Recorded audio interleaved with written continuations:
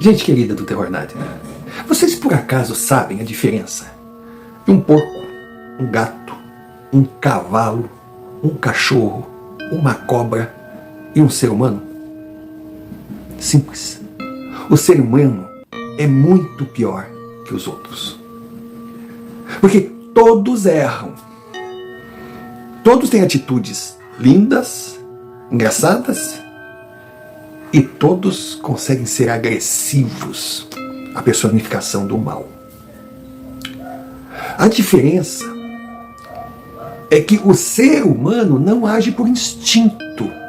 Ele tem o dom do raciocínio, pode avaliar e pensar antes de agir. Só que ele, em muitas ocasiões, não pensa. E age movido apenas pelo seu egoísmo. O que eu posso ganhar é. Porque as outras espécies, elas podem agredir, mas fazem quando vem o seu território invadido, se sentem ameaçados ou estão com fome. Já o humano, ele comete verdadeiras atrocidades apenas para acumular ganhos que irá deixar quando partir, e muitos que nem irá usar enquanto estiver aqui.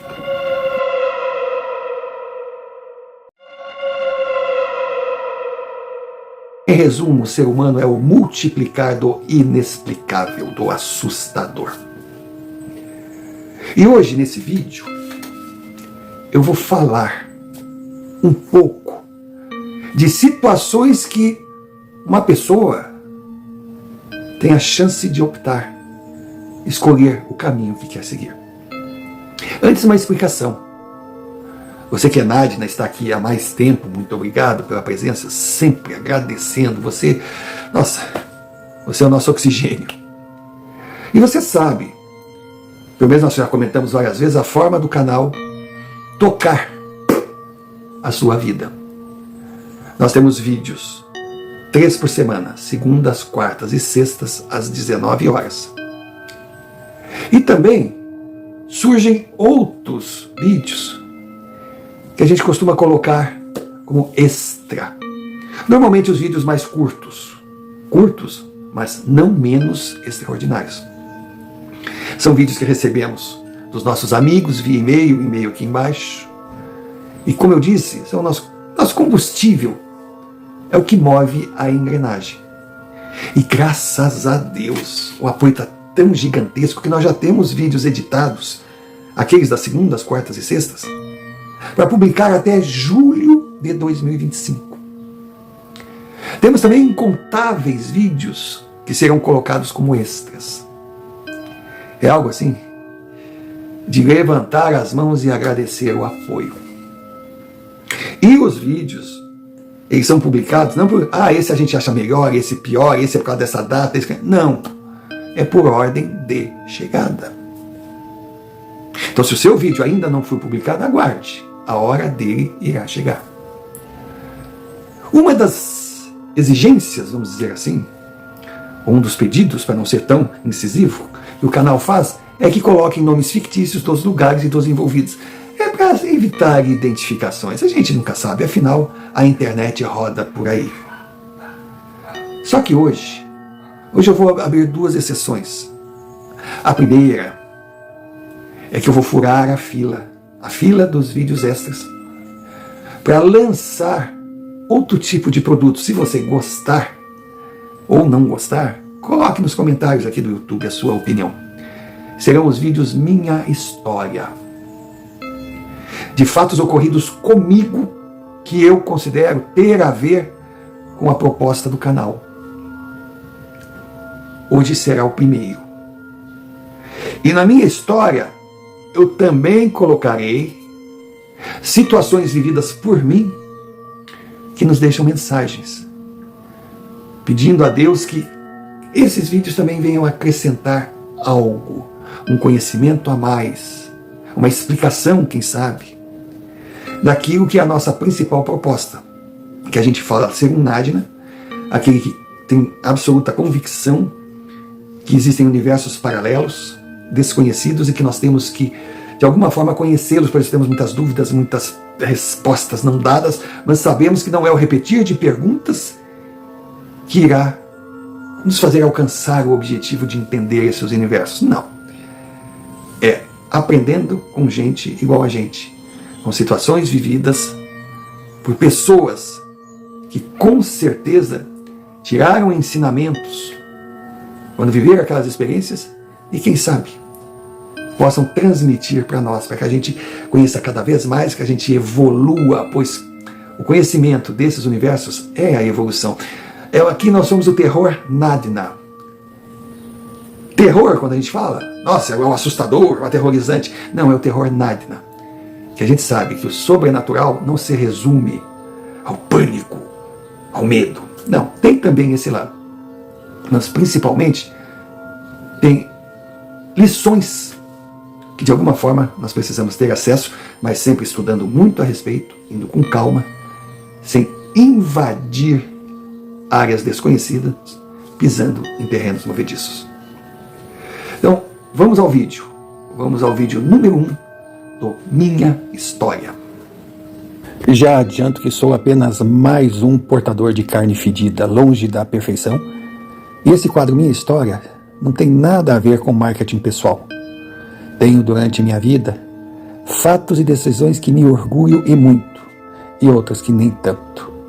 Irei com o tempo colocar um por um, tratando com o mesmo respeito aqueles momentos que eu faço questão que sejam contados para os meus descendentes, e aqueles que, quando perguntam se fui eu o autor, eu digo, quem sabe pode ser, não me lembro, olha, vou pensar no assunto, com licença, até logo, fui. A vida pronta, realmente ela pronta, e nos coloca em situações que temos que decidir. Diante dessa forma de pensar, eu lembro de uma passagem há muitos anos atrás, quem me conhece sabe, quem está chegando agora, bom, meu nome é Romário Filho, e durante muitos anos da minha vida eu trabalhei com turismo. Entre os inúmeros cargos ou inúmeras funções que eu exerci, teve uma época que eu trabalhei como guia e motoguia. Deixa eu explicar, a gente fazia turismo rodoviário. Aí hoje, alguém vai pensar, nossa, que coisa cansativa. Não. Eu prefiro viajar de avião. Concordo. A gente sempre dizia, quer viajar? Vai de avião. Quer passear? Vai de ônibus, vai rodoviário. Porque, poxa, o carioca que quer conhecer Porto Alegre, pega um voo, soft, 1 hora e pico, chegou na capital gaúcha. Perfeito, descansado, cheirosinho, bonitinho. Passa 4, 5 dias na capital e volta para casa. Só que ele não tem nem noção das belezas que deixou de conhecer no trajeto. Se eu fosse numerá-las, eu ficaria aqui um mês inteiro. E o nosso turismo era um turismo diferente de outras épocas, ou seja, nós fazíamos viagens rodoviárias de 7, 14, 21 até 30 dias. Alguém pensa, nossa, que loucura! A gente passeava, que tinha clientes para isso. Porque, como eu disse, era outra época, lá no final da década de 1970. A maior parte dos nossos clientes eram os aposentados. Poxa, mas aposentado tinha dinheiro? Tinha, vou repetir, era outra época. Se alguém não sabe, naquela época, a pessoa aposentava mais jovem, porque ela pagava 30 anos pelo seu direito a aposentar. Então, se ela começasse a trabalhar com 18, aos 48 estaria aposentada. Ela podia aposentar até 20 salários mínimos. E com um detalhe, era o salário mínimo, dependendo do que ela tivesse condição de pagar. Então, poxa, um cara de 50 anos, vamos pensar hoje, que aposentasse com 20 salários mínimos, ele não seria rico. Mas estaria ganhando aí os seus, 24 mil reais por mês? Daria para fazer uma viagem, talvez não de 30 dias, mas de 21, de 17, de 14. Aí, claro, com o tempo as coisas foram mudando, né? Primeiro, acabaram com a aposentadoria sobre 20 salários, baixaram para 10. Segundo, criaram o salário referência do INSS, que consegue ser menor que o mínimo. Quer dizer, no mínimo não é o mínimo, isso acontece no Brasil. Para complicar, esse salário referência, quando tem aumento do salário mínimo, ele não acompanha, ele sempre fica 2, 3% abaixo, ou seja, ele já é menor e vai diminuindo. Não bastasse a crueldade, aí criaram o fator previdenciário, que é uma coisa que tiraram do fiofó do gato, que diminuiu mais ainda o salário. E agora estão aumentando a idade para a aposentadoria, ou seja, o sujeito vai trabalhar uma vida toda, se conseguir sobreviver, vai aposentar por uma merreca. Não dá para bancar um turismo rodoviário. Mas na época era uma maravilha. Eu vou dar um exemplo rápido, um roteiro não muito longo, de 17 dias sul com Foz. Puta, 17 dias no ônibus? Não. A minha base era o Rio. Eu saía Rio, Curitiba, no outro dia ficava em Curitiba, passeava na cidade, 2 dias de hospedagem, e sempre hotéis, sabe? De um belo padrão. Porque para mim, hotel não significa resort só. É bom ficar num baita, num hotel, claro que é. Com piscina, com sauna, com isso, com aquilo. Mas hotel para mim é atendimento. Eu, nessas minhas andadas pelo Brasil, eu guardo na memória hotéis que talvez hoje nem existam mais. Mas para mim, sabe, deixam saudades. Quando a gente pensa no trato com o hóspede. Araucária, em Curitiba, um exemplo. Outro, Dalonder, em Bento Gonçalves, no Rio Grande do Sul. Black Stream, em Ribeirão Preto. E Alice Vitória, em Vitória do Espírito Santo. Olha, quem conheceu sabe do que eu estou falando. Mas voltando ao sul com Foz. 2 dias em Curitiba.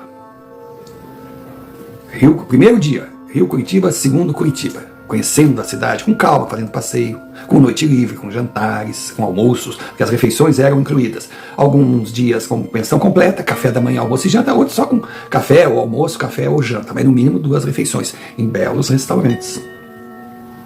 Aí na sequência, Curitiba, Blumenau, mas no caminho descia, fazia o passeio de trem pela estrada de ferro até Paranaguá, conhecia Morretes, conhecia Joinville, chegava em Blumenau, 4º dia Blumenau. 5º dia, Blumenau, Criciúma, conhecendo Florianópolis. Olha só, tudo muito devagar. Aí depois viagem para Porto Alegre, conhecendo Laguna, Torres, todo o litoral sul. Aí um dia em Porto Alegre, depois Gramado e Canela. 3 noites na Serra Gaúcha, para assistir shows folclóricos do Rio Grande do Sul, conhecer os restaurantes típicos e visitar em detalhes as colônias alemã e italiana. Aí, saía de Gramado, ia para Curitiba. Apenas um pernoite em Curitiba, viagem para Foz do Iguaçu. Dormindo em Guarapuava, no Hotel Atalaia. Excelente, maravilhoso. Ficava os dias dedicados a Foz do Iguaçu, comércio no Paraguai, cataratas. Depois seguia para Curitiba de novo. Curitiba era a base. Porque naquela época a estrada que levava Foz do Iguaçu até São Paulo por Londrina, Maringá, não era asfaltada. Então a gente tinha que voltar para Curitiba. Aí na sequência, Curitiba, São Paulo, São Paulo, Rio. Quer dizer, era uma viagem linda. É uma viagem linda, só que hoje não tem condição de fechar grupos para ficar 17 dias longe. Mas por que eu detalhei justamente essa viagem? Porque era a viagem que eu estava fazendo.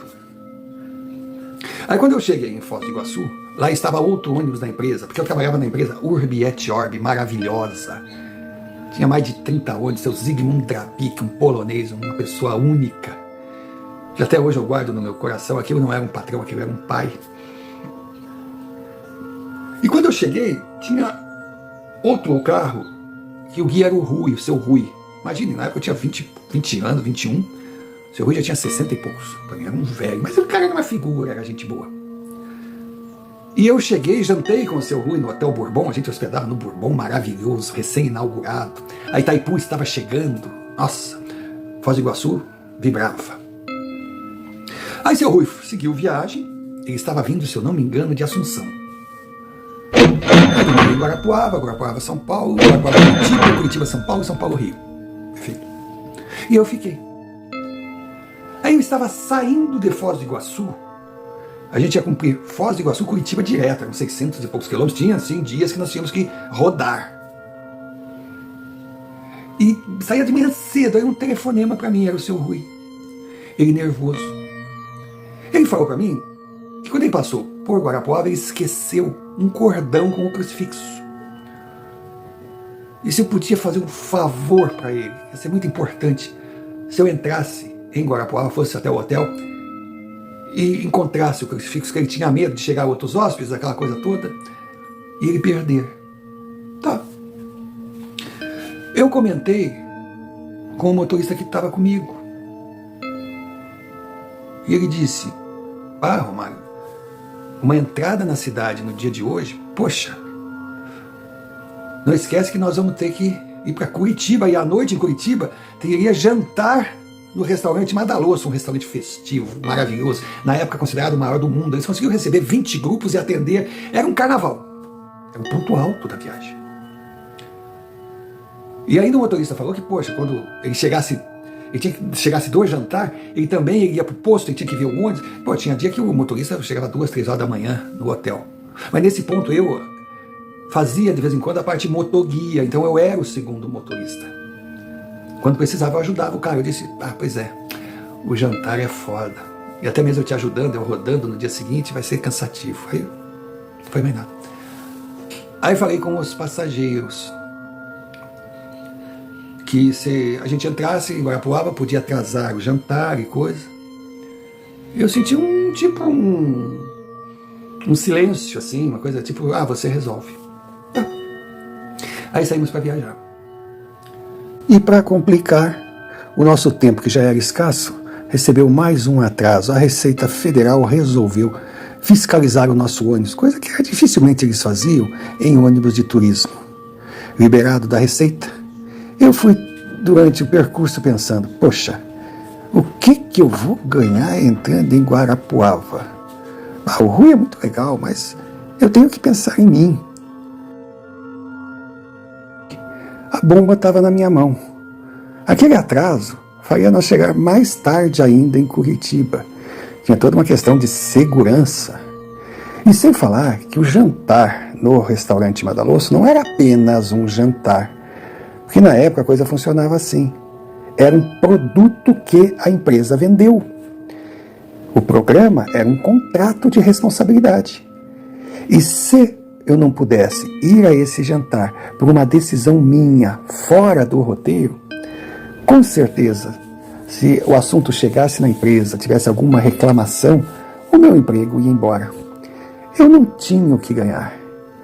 Era muito arriscado. O certo seria seguir a viagem, seguir a programação, chegar no Rio de Janeiro e avisar para o Rui que infelizmente não deu tempo. Ele certamente entenderia, porque sabia o que era aquela viagem de Foz a Curitiba, enfrentando serra, com os ônibus que, convenhamos, não tinham a potência dos ônibus de hoje. O almoço na viagem em Laranjeiras do Sul, uma churrascaria maravilhosa, aquela churrascaria raiz, sabe como é que é? Então o parceiro tocou até o almoço e eu peguei o pós-almoço. E o pós-almoço significava que eu ia praticamente dirigir até Ponta Grossa, passando por Guarapuava. Parceiro dormindo, passageiros em silêncio. Depois do almoço estou eu ali, batendo alavanca, subindo a Serra de Boa Esperança. Aí eu começo a ver a placa: Guarapuava, 50 km, Guarapuava, 30 km, Guarapuava, chegando. Só faltava dizer: na próxima curva já é Guarapuava. Sabe aquela coisa assim? Eu fiquei meio dormente, eu não estava mais acelerando, eu ia bem devagarinho, eu não queria que chegasse a entrada de Guarapuava e eu passasse por ela. Mas quando eu vi o acesso, sabe quando a gente solta o sonoro? Entrei à direita. Entrei à direita e segui. Era um acesso, aí tinha o trevo do Índio Guarapuava, era só seguir reto, chegava na rua principal, entrava à direita e estava no Atalaia. Isso aí há pouco tempo? Não demorava para entrar. E sem contar que teria que procurar o crucifixo ou o jantar no saco. Aí tá. Aí veio meu parceiro, sabe, ali na frente não tinha cabine. Não. Ele olha pra mim assim e diz: onde nós estamos? Eu disse: cara, eu posso até perder meu emprego, mas Eu entrei na cidade, ele falou, puta, graças a Deus. E o grupo bateu palma. Eles aplaudiam. Aí eu vi que todos queriam entrar. Mas eu teria que tomar a decisão. Aí cheguei no Hotel Atalaia, eu pertencia à família Gelinski. Lá estava o seu Edgar Gelinski. Outro homem que eu agradeço a Deus o privilégio de ter conhecido. A figura ímpar. Aí eu falei para ele perguntou o número do apartamento. Eu disse, aí ele chamou a camareira lá. O apartamento tal está ocupado? Ela, não. E eu, bom, então é uma chance. Cara, a gente revirou aquele apartamento todo. O tal crucifixo, eu não sei o que o Rui aprontou. Tinha a cama, tinha uma mesinha de cabeceira. Ele estava entre a mesinha de cabeceira e a cama, não. Ele estava, o colchão tinha um espaço pequeno, caiu ali atrás. Sabe, eu acho que se ele ficasse tentando colocar, não dava. Mas daí a camareira pegou assim, olhou, mas é isso? Olha, eu vi aquilo. Na verdade era um cordão, realmente cordão, era um cordão fininho de couro. E um crucifixo pequenininho de madeira. Aí eu cheguei lá, o pessoal estava, uns estavam na recepção, outros estavam no ônibus e coisa. Nesse meio tempo, meu parceiro já ajeitava o ônibus, ia fazer isso, ia fazer aquilo. Até ele pediu um tempo, que aí ele foi no posto, já limpou o banheiro, a gente tinha que ganhar tempo, a gente estava perdendo. Nós perdemos mais ou menos, olha, 1 hora e pouco. Mas ali estava o crucifixo. Quando eu mostrei o crucifixo, tá, todo mundo é o crucifixo. Eu até lembro que eu pendurei no espelho do ônibus ali na frente. Seguimos viagem. Aí quando estávamos chegando, não daria tempo para ir no hotel e ir no restaurante. Não daria. Aí eu falei, ó, gente, muito obrigado pela compreensão. Mas infelizmente nós temos 2 opções, ou pegar a festa pela metade, ou ir direto para o restaurante, sem banho, imagina. Mas de cara um levantou, eu sou cheiroso. Aí o outro disse assim, e quem disse que eu tomo banho todo dia? Foi aquela gozação. E fomos para o restaurante, foi um jantar incrível, aquele grupo era maravilhoso. Pronto. Na sequência, Curitiba, São Paulo, Rio. Quando a gente entrava, a empresa ficava na rua Rio Branco, quem conhece o Rio de Janeiro, Rio Branco esquina com Anilo Peçanha, que são 2 avenidas, mas tinha um calçadão que era a Rua São José, então o endereço da empresa era a Rua São José, é até hoje. Ela mudou de dono, mas continua com o mesmo nome. Estava o Rui ali, parado, no calçadão ali. Quando eu entrei, ele viu onde ele fez assim. Eu fiz assim com o crucifixo. Cara, imagine a cena. Um homem de 65 anos, ajoelhado no calçadão, chorando. É algo que eu não consigo esquecer. Ficou gravado. Aí eu desci, quando eu desci, eu entreguei para ele. Aquele homem me abraçava, me beijava. Dizia, meu querido, obrigado, obrigado, obrigado, obrigado, obrigado. Eu não entendia. Foi quando eu soube a história. Rui perdeu a mãe quando ele tinha 7 anos. E aquele crucifixo era a única lembrança que ele tinha da mãezinha dele. Ele disse que recordava todo dia, quando ela chegou com aquele cordãozinho, botou no peito e disse, filhinho, leva sempre contigo, porque ele vai te proteger. Da forma que ele contou a história, a impressão que dava é que ela sabia que não iria durar muito, que não estaria ali para criar seu filho. Olha, todo o grupo chorou. Todo mundo. Não tinha como não se emocionar. E o tempo passou. Passaram uns 2 anos. Eu pensei, não, 2 anos não, 82, bom, não sei. O tempo passou e eu escrevi um livro, Capeta com K, um livro fininho, que eu mostrava o meu modo de pensar, uma coisa muito amadora, muito até infantil, mas era coisa de jovem da época. E aí, quando o livro saiu, eu dei presente para o pessoal da empresa. E o meu coordenador era o José Carlos Gaspar, uma figura, nossa, como eu aprendi com aquele homem. E ele olhou assim, pô, então esse é o famoso capeta com K. Eu disse, é. E como é que tu vai fazer para vender? Eu disse, eu não sei, cara. Eu não consegui editora, eu paguei pela edição. Ele disse, eu conheço um cara que pode te ajudar. Aí deu o nome, Juscelino, que era o editor-chefe lá do setor de turismo de um grande jornal do Rio de Janeiro. Vai lá, procura ele, eu vou ligar para ele. Tá? Quando eu cheguei no jornal, nossa, aquela sala maravilhosa, tinha aqueles executivos, aquela secretária linda, sabe? Uma coisa assim, de uma madeira marrom, um tapete. Aí ela perguntou, eu todo de tênis, sabe? Novo. Aí eu dei o cartão, eu venho amando o seu José Carlos da URB. Ela entrou. Não deu 5 minutos, parece um naca de um coroa, mais um, sabe? Seu 60, sei lá, mais um armário. Ele chegou pra mim, rapaz, coisa boa, tu veio e me abraçou. Olha, aqueles executivos, aqueles malinha 007 ficavam olhando. Entra aí. Aí eu entrei, sentei, pediu pra eu sentar na cadeira, e falou, quer um café, quer alguma coisa? Eu digo, não. E bom, então tá. Então olha, ele me mostrou o esboço da página do jornal. Ele disse, eu queria te dar mais, mas só o que eu consegui foi esse espaço aqui. Era uma coluna do lado direito, no caderno de turismo, algo caríssimo. Eu digo, porra, pensei, o Zé Carlos tem moral, mas também a empresa vivia divulgando, era patrocinadora. Eu só olhei para ele e disse, poxa, muito obrigado, seu Juscelino, não tenho nem o que lhe dizer, não sei nem como eu irei lhe pagar isso. Sabe o que ele disse? Ô Mário, depois do que tu fez pelo meu irmão Rui, a nossa família vai te dever pro resto da vida. É isso. Juscelino, aquele baita executivo, era irmão do segundo casamento do pai do meu amigo Rui. E o meu livrinho, O Capeta com K, que inicialmente eu fiz uma primeira edição de 1000 exemplares, eu tive que fazer mais 2 de 2000. E ele, olha, sobraram uns 100 e poucos exemplares para mim. Foi uma venda que surpreendeu muitas editoras.